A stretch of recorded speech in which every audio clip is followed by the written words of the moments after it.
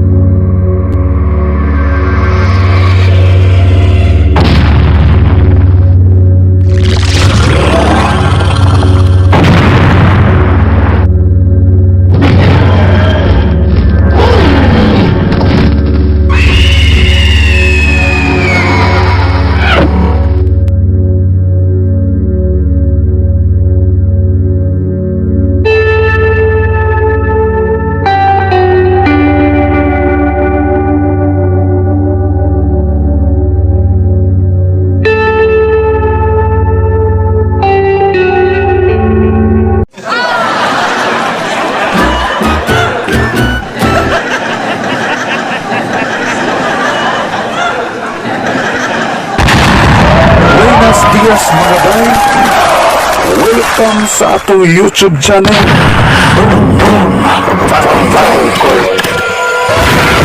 Diin magtukikiling sa mga isyong saksak sila.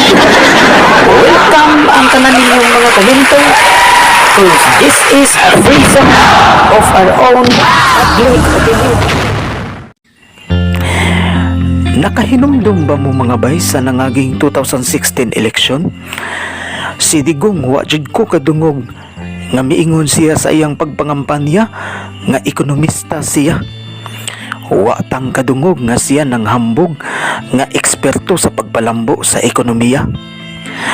Ang iya hinuong gikampanya mao ang federalismo. Mao ni usa sa hinungdan nga daghan ang bibutar niya.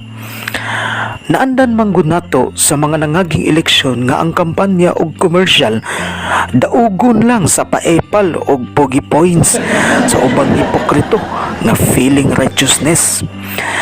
Ang atong nasod na bulit sa mga banal-banalan, santos-santosan og mga black propaganda sa ubang taga-media og ubang relihiyoso. Ang nakapait pa jud kay human nga gianad ang katawhan sa mga advertisement ka kampanya sa balaan-balaan, nagkadugay, nagkaamaw na jud kay dunay commercial sa kiningkoy ug pauplokay. Daw ingon og sa nakaminos na jud ang ubang mga politiko ngadto sa katawhan kay ini kadaog pagkawa joy ayo. Lantaran og binastusay na jud ang pagkapalpak ug kainutil sa mga nagagi natong administrasyon. Tuod man, natigayon jud ang ilang pagsurambaw sa katawhan kay lagganap kayo ang mga sindikato sa drogas ug terorismo. Luyo sa gipasigarbo nga ang atong nasod mao'y top 1 nga biggest and largest Christian denomination sa Asia nga diin nag-awas-awas ang lain-laing sektor sa relihiyon. Kung buot huna-hunaon, mag-expect jud unta ta nga malinawon ug malambuon unta ang atong nasod. Apan luyo ni ining tanan, nganong kuyanap kaayo ang mga tulisan sa katilingban o kawatan sa atong gobyerno. Mga kidnap for ransom o mga rapist nga diin ang uban ani kung dili adik sa drugas, ang ubang suspek ani mga manyak nga preachers pa jud sa religious sectors. Daw ang usa sa trademark sa atong moral values sa Pilipinas nga sama sa gitawag og bayanihan, malasakit, bahala na, malikhain, madiskarte, kusang palo, makiramay, amor proprio, delikadesa ug uban pang kultura sa atong pamatasan. Inanay nga napapas nga iya sa atong mga katigawangan kaniadto sa panahon ni Makoy nga diin ang mga tribo mga disiplinado. Wap matagbaw dugang kalbaryo nga gianto sa Pilipinas, mao ang grabe nga pagpamumba sa kadagatan pagpanghilo ug ubang illegal fishing, pagpamusil sa kalanggaman, pagpamuril sa kakahuyan ug ubang illegal logging nga kuyanap kaayo sa atong nasod.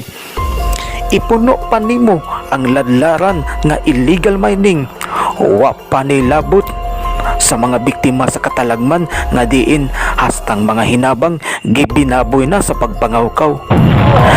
Halos wa nay magpili nga diin kasagaran gikan sa kinaubsang hutong sa utility worker hangtod sa kinatas-ang ranggo sa mga empleyado sa gobyerno.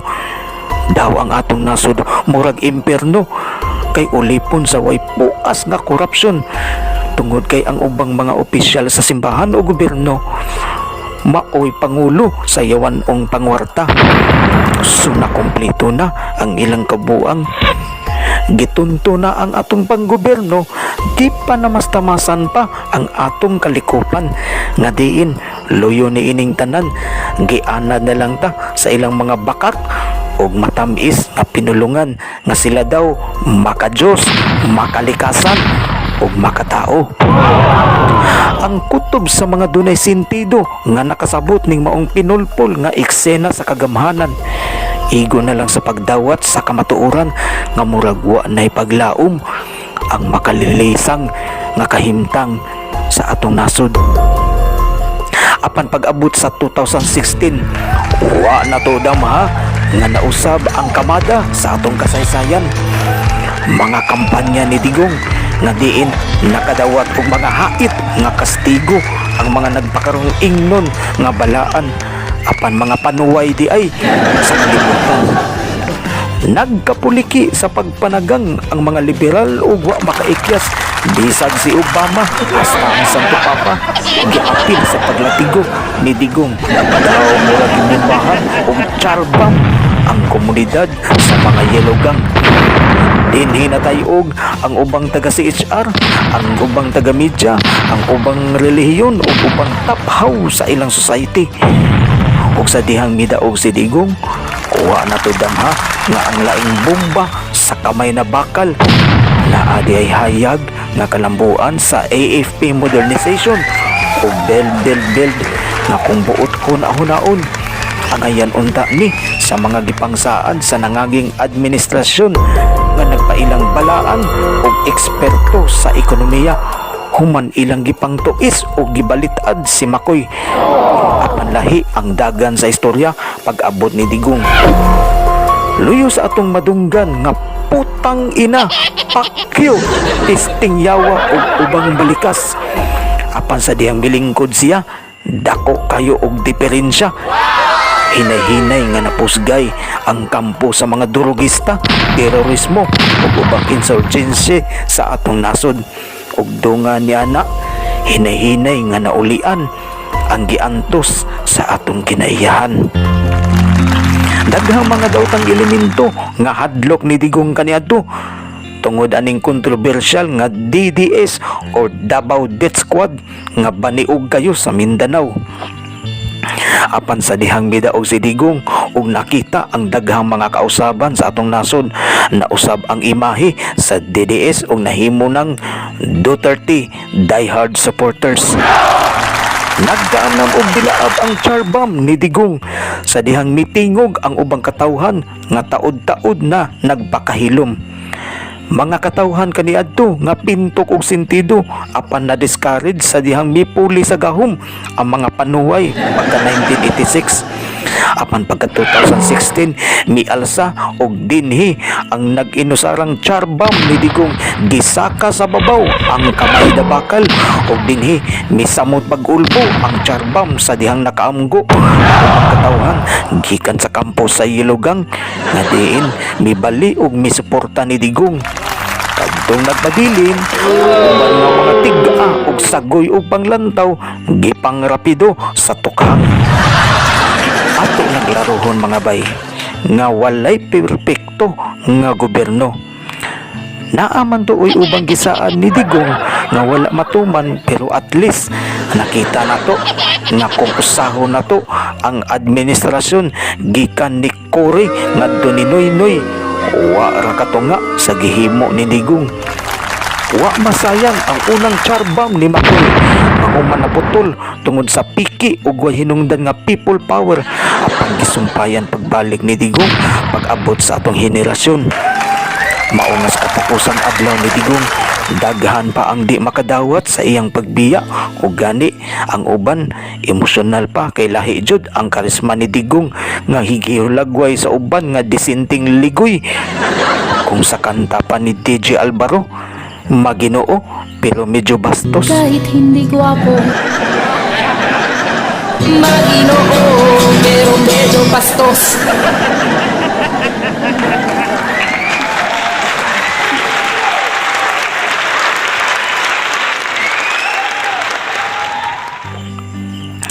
Dili ko panatikon ni Digong bay.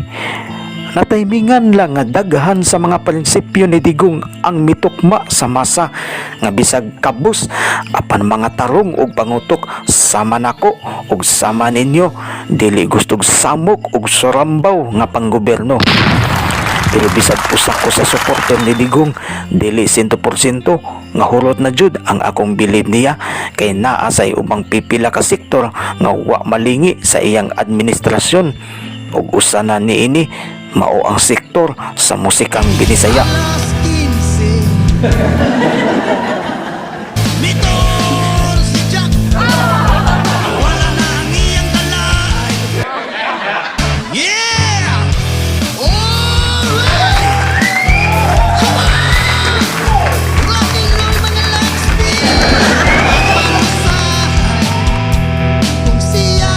Pero sige na lang bay, out of 100%, ako lang graduhan si Digong og 91%. Nganong 91%? Kay hangtod karon idol pa nako si Dennis Rodman. Bitaw bay, ato na lang ikatawa ang atong emosyon sa katapusang adlaw ni Digong sa iyang pagbiya. Di man pod ka mahayan kay inigdayong kanaog sa Malacanang ang bertod sa kamay na bakal. Huwag tuo ang buto-buto sa charbam kay ang pupuli mao ang tigil sa norte ug agila sa Davao nga mao sila si BBM ug Sara, mga anak sa legend sa charbam nga mao si Leslie Makoy ug Digong. Akong klarohon ha, kining bombaha dili ni charbam nga kadtong labaw pa sa atomic o nuclear kundili charbam. Chachara guning ato pero dunay bag-ang ug pangil sa realidad. Hala sige, rock and roll na tong tanan mga bay ug daghan kayong salamat Tatay Digong. Peace you all.